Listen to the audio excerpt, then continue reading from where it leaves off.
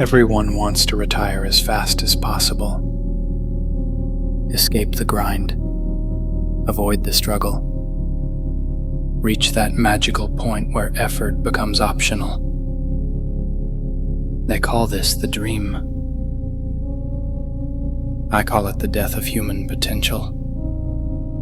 You see, comfort isn't just a goal for most people. It's the only goal.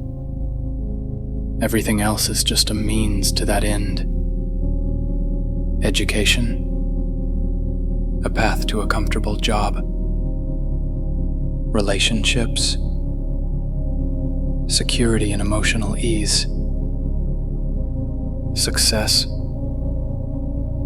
enough money to never feel uncertain again. They're optimizing their entire existence around avoiding discomfort.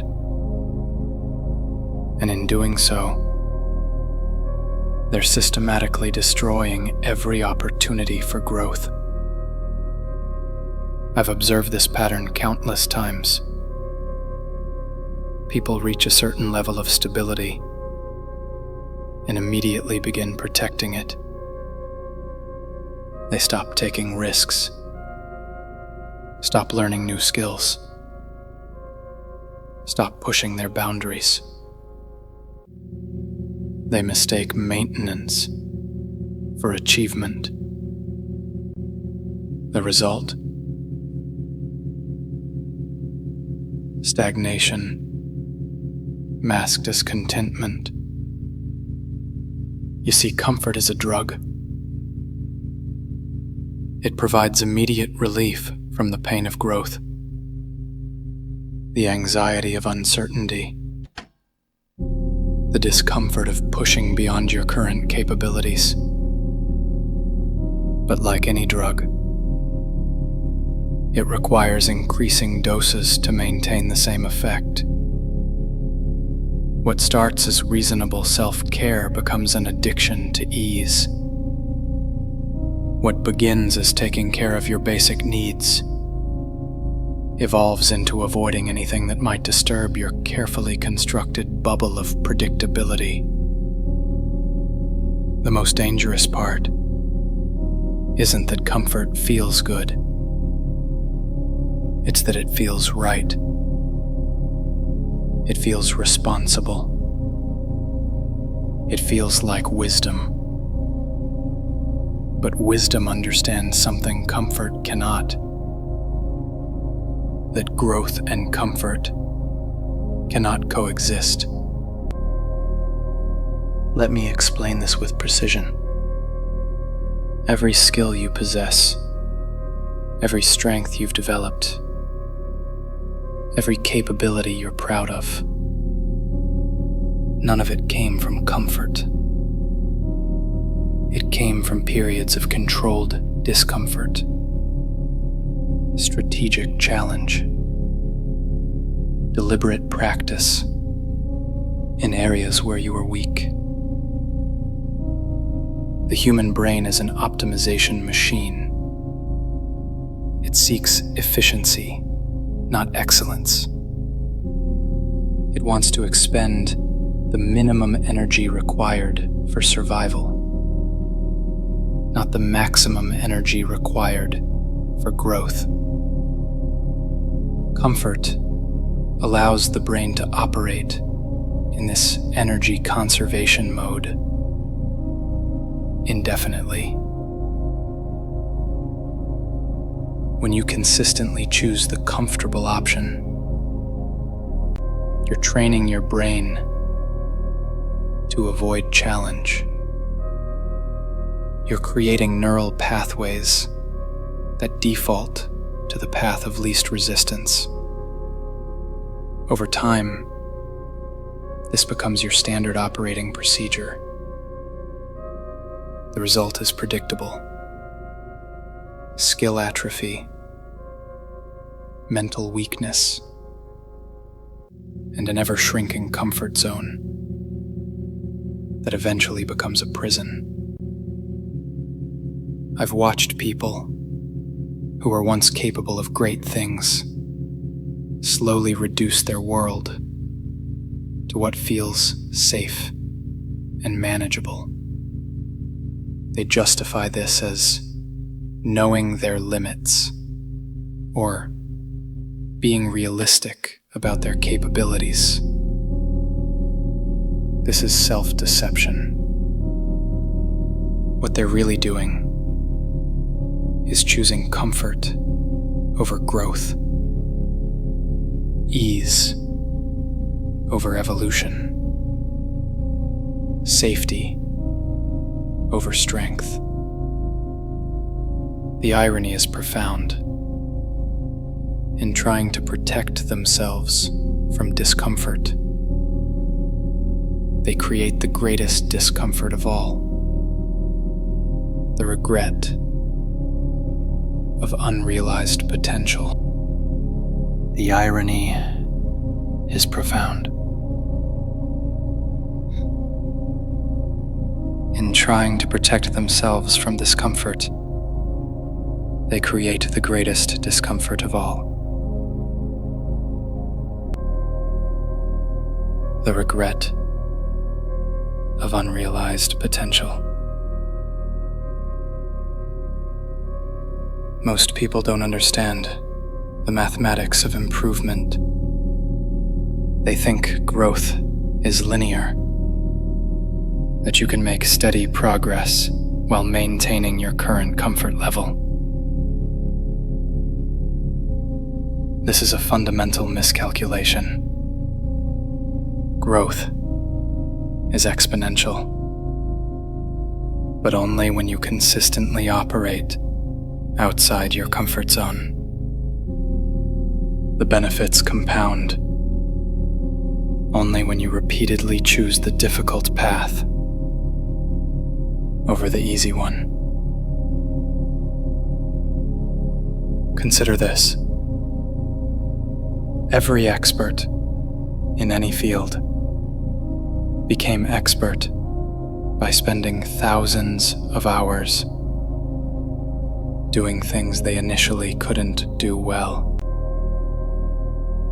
They embraced the discomfort of incompetence as a necessary phase of development. But most people experience this initial incompetence and immediately retreat to what they already know. They mistake temporary struggle for permanent limitation. They choose immediate comfort over delayed mastery. This reveals a critical flaw in their thinking. They're optimizing for how they feel today, rather than who they could become tomorrow. I was raised in an environment where comfort was not an option. Every day demanded growth, adaptation, and the development of new capabilities. What others see as harsh conditioning, I recognize as optimal training for reality. Because reality doesn't care about your comfort preferences. Reality rewards competence, adaptability, and the ability to perform under pressure. These qualities cannot be developed in comfort zones. The White Room taught me that human potential is virtually unlimited, but only when comfort is systematically eliminated as an option. The White Room taught me that human potential is virtually unlimited, but only when comfort is systematically eliminated as an option. But let me clarify something important. I'm not advocating for unnecessary suffering or self-destructive behavior. that would be inefficient. What I'm describing is strategic discomfort, calculated challenge, purposeful growth. The difference is crucial. Random hardship creates trauma. Intentional challenge creates capability. Most people confuse these two concepts. They either avoid all discomfort, which leads to stagnation, or they embrace chaotic struggle without purpose, which leads to damage. Both approaches are suboptimal. The intelligent approach is to systematically identify your weaknesses and deliberately expose yourself to controlled conditions that force improvement in those areas.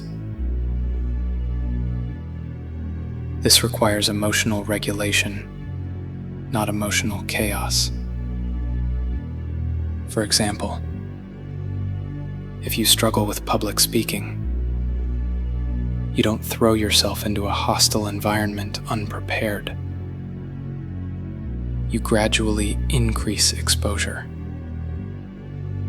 Small groups, then larger ones. Practice sessions, then real presentations. Each step pushes your boundaries while maintaining psychological safety. This is how competence is built, through progressive overload of challenge, not through seeking comfort or courting destruction. The goal isn't to suffer. The goal is to expand your capabilities by consistently operating at the edge of your current abilities. Discomfort is simply the inevitable byproduct of growth, not the objective itself. Most people lack this distinction. They either chase ease. Most people lack this distinction. They either chase ease or chase pain, missing the narrow path between them where actual development occurs. The modern world has created an interesting paradox. Technology was designed to eliminate friction from our lives, to make everything easier and more convenient. In many ways, it has succeeded. But what we gained in efficiency, we lost in capability. Consider the average person's daily routine. They wake up to an alarm, not their body's natural rhythm. They consume pre-processed information through social media, rather than analyzing primary sources. They order food instead of cooking, use GPS instead of developing spatial awareness, rely on calculators instead of mental math.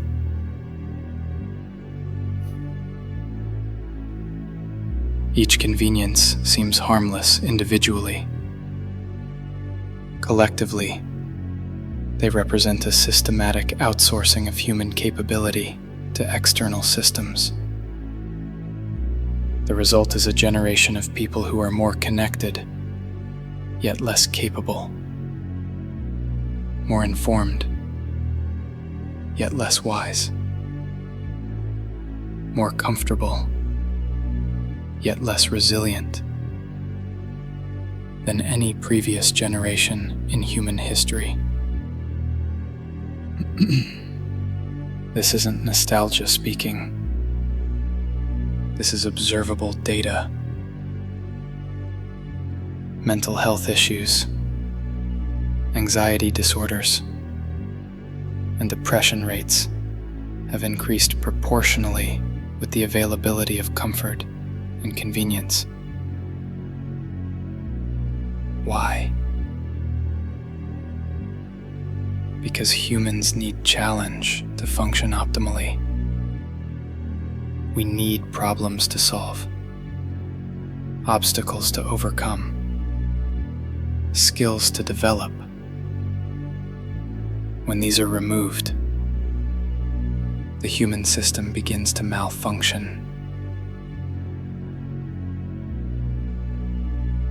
Comfort doesn't just prevent growth, it actively promotes decay.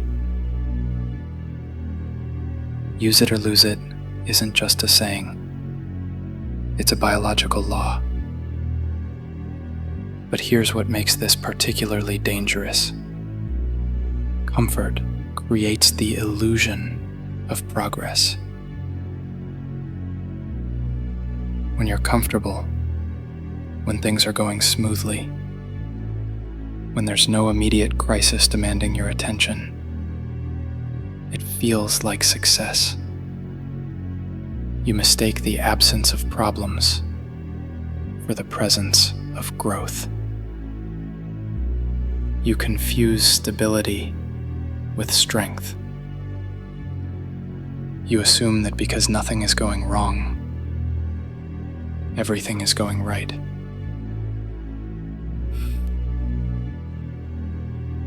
This is a cognitive error with severe consequences. Real progress is measurable. It involves acquiring new capabilities, expanding your knowledge base, developing greater resilience, or increasing your capacity to handle complexity. None of these can occur within your existing comfort zone. I observe students at this school who celebrate maintaining their grades rather than challenging themselves with more difficult material. They've optimized for comfort, the comfort of knowing they can handle their current course load, rather than growth. They don't realize they're training themselves to avoid challenge. They're programming their minds to interpret difficulty as a signal to retreat rather than engage. The truly concerning part is how this pattern becomes self-reinforcing.